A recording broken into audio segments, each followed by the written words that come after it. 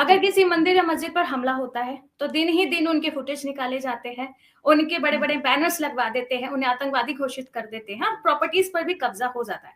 लेकिन ये paper leak के लिए सरकार इतनी शांत क्यों रहती है? क्योंकि ये कोई पहला बार नहीं हुआ कि बिहार में ऐसा क्यों है, हर स्टेट में हो चुका है और हर मंथ ही होता है। अभी यूजीसी नेट भी लीक हुआ था, तो बहुत सारे पेपर लगातार लीक हो रहे हैं। तो आपको क्या लगता है कि ये सरकार का ही कहीं खेल तो नहीं चल रहा है पूरा?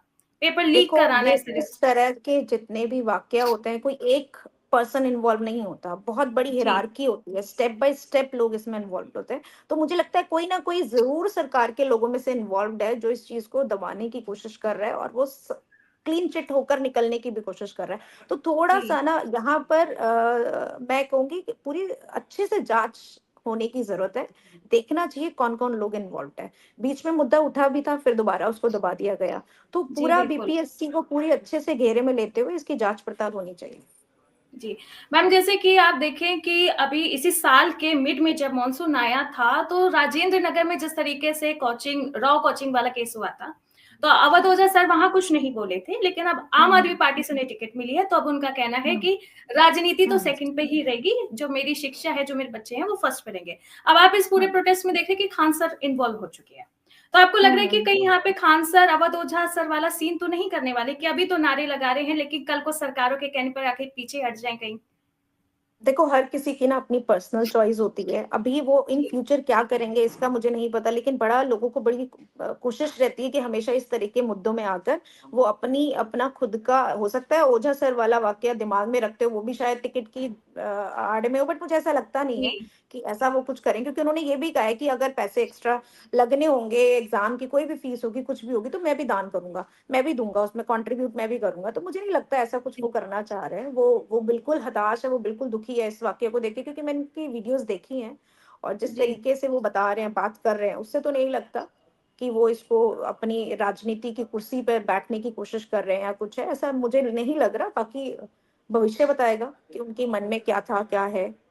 जी, क्योंकि मैम देखा जाए तो बड़ा नाम बच्चों की वजह से बने हैं, क्योंकि राजेंद्र नगर बिल्कुल। वाला हादसा भी बहुत ही दुखदाई था। बहुत ऐसे बहुत में दुखता है, बच्चों को बिल्कुल। उम्मीद थी कि अवध ओझा सर कुछ बोले, लेकिन नहीं बोले, और अब जब उन्होंने आम आदमी पार्टी ज्वाइन की, तो फर्स्ट डे ही अपने स्पीच पे कहा था कि वो अभी वक्त मिला तो मैं एजुकेशन के साथ जाऊंगा, राजनीति छोड़ दूंगा। तो कहीं ना कहीं एक बड़ा सवाल भी हमारे ऑडियंस के मन में था कि कई खान सर तो नहीं पलट सकते, तो उसे लेकर आपने जवाब दे देखो, दिया है, कहीं ना कहीं ये ऑडियंस। राजनीति है ना, ये बहुत ही मतलब वो लोग खेलते हैं जो मेरे और आप जैसे साधारण इंसान नहीं होते, उनका दिमाग जी, बहुत अलग लेवल का होता है। राजनीति बहुत कुछ करा देती है, और जी, जब आप एक बार इस जगह घुस जाते हैं, तो आप उसी तरीके से सोचते हैं जैसे आपकी पार्टी आपको सोचने के लिए मजबूर करती है। जी। तो मुझे तो लगता है मैम, भविष्य बताएगा किस तरीके से क्या कर रहे हैं, क्या होगा। हाँ जी। तो मैम आपका ज़्यादा वक़्त नहीं लेंगे क्योंकि आप बहुत ज़्यादा बिज़ी रहते हैं। बहुत ही शुक्रिया थैंक कि यू सो आपने मच दिया। एक आशा। आखिरी सवाल आपसे मैं करना चाहूँगी कि आज जी। पंजाब भी बंद है, किसान भी हम्म, सड़कों पर उतरे हैं और ये तो एक लंबा हम्म, दौर चला है किसान आंदोलन का। हम्म, दूसरा ये बीपीएससी देखा जाए तो बिहार में जो बच्चे हैं वो सड़कों पे उतरे हैं। किसान और जो कहते हैं कि ये बच्चे, जो भविष्य युवा, माने जाते हैं युवा देश के, युवा हमारे जिन्हें भविष्य आगे हैं देश को बच्चे। आगे बढ़ाना है, उनकी इन हालत को देख के मैम आपको क्या लग रहा है हमारा देश किस तरफ जा रहा है? आप एज़ अ टीचर क्या अपना व्यू रखना चाहते हैं? देखो, मुझे ऐसे लगता है कि हमें इनकी मांगों को ना जायज तरीके से लेना चाहिए, सुनना चाहिए, और इनके जो पॉसिबल सॉल्यूशंस है जी, उनके सॉल्यूशंस ढूंढने चाहिए। एक बात मैं जरूर करना चाहूंगी कि जब भी हम इस तरह के प्रोटेस्ट करें, प्लीज पब्लिक प्रॉपर्टीज को ना बर्बाद करें, क्योंकि जब पब्लिक प्रॉपर्टीज खराब होती है, कहीं ना कहीं वो हमारी जेब से ही बनकर तैयार होते हैं दोबारा से। जी, तो बिल्कुल। हम अपना ही नुकसान कर रहे हैं, और हम आम जनता को परेशान कर रहे हैं। हम उन पब्लिक प्रॉपर्टीज को बिल्कुल खराब ना करें, नष्ट ना करें। अगर परेशान करना ही है तो उन लोगों को करिए जो इन कामों में इन्वॉल्व्ड है। समझ रहे हैं? तो जी, पब्लिक प्रॉपर्टीज को, ट्रेन को रोक देने भर से आप आम जनता को परेशान कर रहे हैं। आम जनता ने आप पे कुछ नहीं बिगाड़ा। आप उन चीजों से दूर रहिए, और बहुत तरीके हैं प्रोटेस्ट करने के। बस ट्रेन रोक देना, ट्रेन जला देना, बसेस जला जी, देना, और पब्लिक प्रॉपर्टीज को आग लगा देना, ये कोई बहुत अच्छा डिसीजन नहीं होता किसी भी प्रोटेस्टर का। आप शांति से प्रोटेस्ट कीजिए, आप अपनी बात रखिए, आप अपने भी सॉल्यूशंस निकालिए, अच्छे से अच्छे सॉल्यूशंस आपको जरूर मिलेंगे।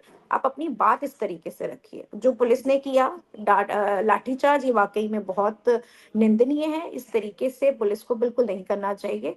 उनके अंदर मानवता जरूर होनी चाहिए। सर्दी का जी, समय है, और इस तरीके से लाठीचार्ज करना, लड़कियों को बेरहमी से मारना, स्टूडेंट्स को, हमारा जो मैम भविष्य 13 है, दिन देश का से जो तो भविष्य है। भूख हड़ताल पर भी हैं स्टूडेंट्स। बिल्कुल बिल्कुल बिल्कुल बिल्कुल बिल्कुल जी। बिल्कुल सही कह रहे हैं आप। जी जी जी। तो thank you so much ma'am, आप इस सेशन में थैंक जुड़े, यू। क्योंकि ऑडियंस के बहुत सारे सवाल थे और एक टीचर ही जो है स्टूडेंट का दर्द बता सकता है, इसलिए आपसे जुड़े, और ऑडियंस का भी हमारे साथ जुड़ने के लिए बहुत बहुत थैंक्स। ऐसे ही फिर से बड़े मुद्दे के साथ जुड़ेंगे एक नए गेस्ट के साथ, तब तक आप सब बने रहें इंडिया पब्लिक न्यूज के साथ। Thank you so much.